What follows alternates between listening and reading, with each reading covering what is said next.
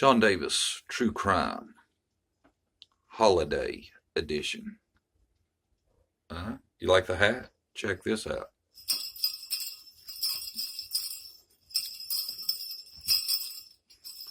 Man, that was excellent. That worked out great. I didn't even practice that. I know you're shocked. Let's get into it. Today we're gonna do the case. Oh, I know some people want to be complaining. Man, them bells get on my nerves. Sorry, it's the holidays. We gotta celebrate. I'm not holding back. Today we're gonna go over Rose Bly, missing since 8/21 of 2009. 2009, 2019, 10, 11, 12. Wow. 12 plus years, so that's a long time. All right, let's give a little description of Rose. She is 5 foot tall, 110 pounds, brown hair, brown eyes. She's little. It says she has tattoos of cherries on her right ankle, ears and belly button are pierced. Last seen wearing jeans, a green V-neck sweater over a white tank top, and flip-flop sandals. Pretty good description. Wow, man, 21 years old when she went missing. I've heard about her before, but I didn't realize she was so young. That's young. She was last seen leaving her residence in St. Croix Falls, Wisconsin, en route to Cushing, Wisconsin, and it was a mere 5-mile trip from her home to her destination.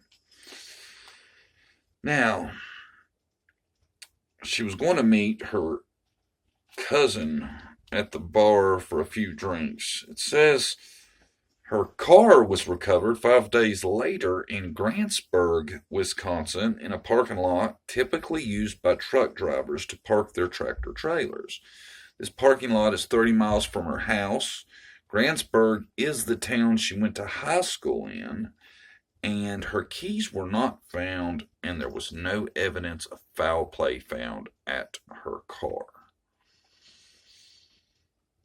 I don't know. A lot of times it seems like there's no evidence of foul play at the vehicle. If that's, when they find the car, it's very rare you hear them say, and then there was evidence everywhere. It's usually a thing of the car just gives them a really good idea of where to start from. So it's not real shocking they didn't get much evidence there.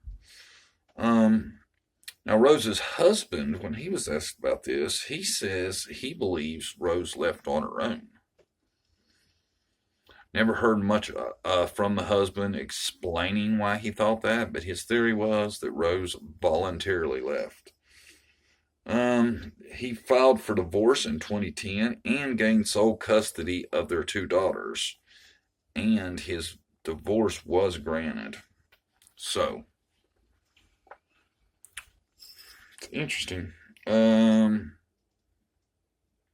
Says he took a polygraph and he was cleared by police.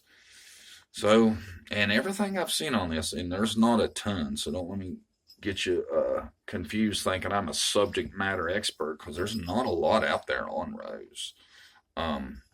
Well, except for the nonsense, I heard in my live the other night somebody say that she was found, that it was some woman named Edie, and she apparently admitted to being Rose.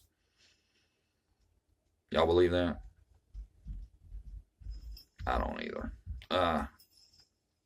If that was the truth, it sure hasn't made much of a splash in the headlines anywhere. Like I said before, man, y'all cannot believe everything you see on YouTube. There's a lot of this around, and people do not care to just make stuff up.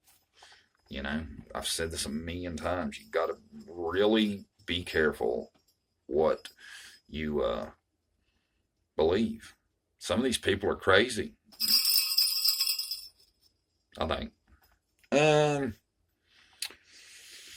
You know, I didn't know this either. I knew she had daughters, but I didn't realize this. She had two daughters at the time she disappeared, and both of them were under the age of 2. So Rose had her hands full, man. You know, we had our boys close together, but they were like 2 years apart, and I don't think that's rough, man. I know how it is. I know how it is. Um, Rosa told Grandis, her mother, her name is Candace Bly, but we refer to her as Grandis because I do a lot on the Summer Wells case, and oddly enough, she decided to name her daughter after herself. And then Candace Jr. decided to name her daughter after herself. So there's actually Candace 3. I've I've never heard of that. I mean, I don't know if it's maybe more customary in some other parts of the country. I've never heard of that until now. Anyway, Rose had told Granny she fell off a horse and hurt her head. And Granny said that she thinks she could have wandered off as the result of a brain injury that she would have received in that fall. Now, the investigation into Rose, it seems like they are trying, you know. Seems like they're really trying. They've got over 200 tips and they've done 150 interviews. And like I've said before, interviews are important because interviews are bring you in, sit you down, talk to you, question you, ask you questions, you know. So, you know, that's a lot of interviews. Now, some of those could be the same person 10 times. We don't know, but still, you know, 150 interviews, that's a good amount of interviews. Um, they had another thing in 2019 where they had a press conference and they tried to kind of revive interest in the case. And I've actually heard somebody in my live told me the other night that there was some action going on right now into Rose's disappearance. I'm interested to see if anything comes out of that. And you know the Polk City Police have been in contact with Tennessee authorities who are investigating Summer's disappearance. Guess just like, you know, passing a little info back and forth, thoughts possibly, talking about how strange it is 2 people go missing from one family, that kind of thing. And if you want to help, you have any information, they actually, I swear I could have seen this, and I think it's the first time I've seen it, where they pretty much invited anybody with ideas to contact the sheriff's department. Can't remember how they put it, but it was like they really are open to a lot, it seemed like. Which is good. They should be, man. You know, if I was in the uh, police force and we had a missing persons case and it was just going nowhere, I would listen to every psychic. I would try anything, you know, whatever it takes to move the case forward because you never know. And, you know, even if you didn't believe in psychics, you never know. Maybe one would get lucky. You definitely don't want to never find her and then turns out she gets found and it was something you had already been told because that'd be horrible. So, you know, I'm just saying be open to it. I'll post the contact information for the Polk County Sheriff in Wisconsin. That's who's over Rose's case across the screen. Guys have access to that. And wrap it up, I'm going to give you a few thoughts I had. Okay. Now, one thing that come to my mind is could Rose have just been overwhelmed? 21 years old, 2 kids under the age of 2. That's a lot, you know. That is a lot.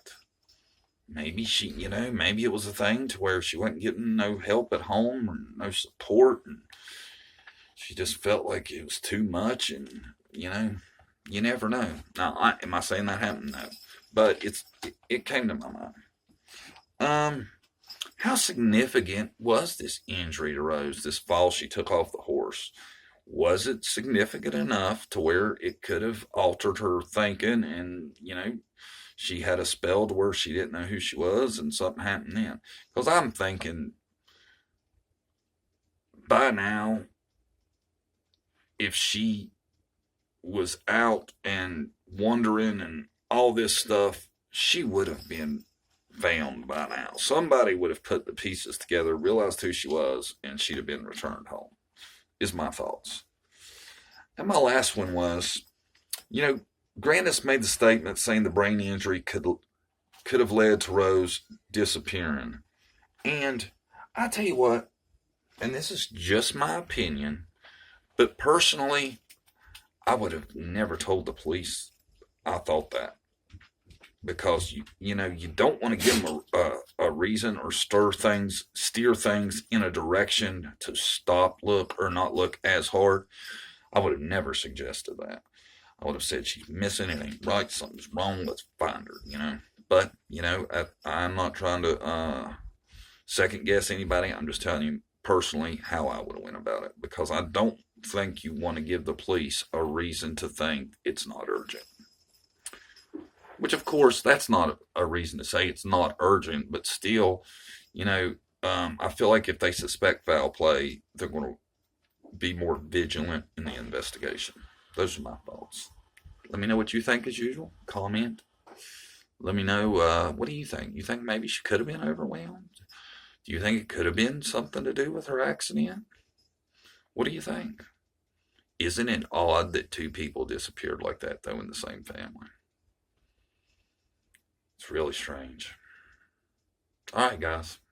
That's John Davis True Crime Holiday Edition. And everybody, have a Merry Christmas. Enjoy yourselves. Take it easy. And we'll see you next time.